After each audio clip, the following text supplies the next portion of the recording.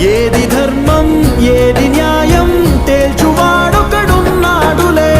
లెక్క తీసి శిక్ష రాసే కర్మ ఫలమే ఒకటుందిలే.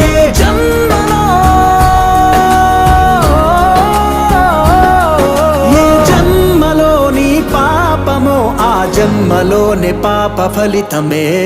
ఈశ్వరుడే ఈశ్వరుడే చేసినాడు కొత్తగారే. సాక్ష్యమిదే సాక్ష్యమిదే భిక్షువయ్య బింబిసారుడే.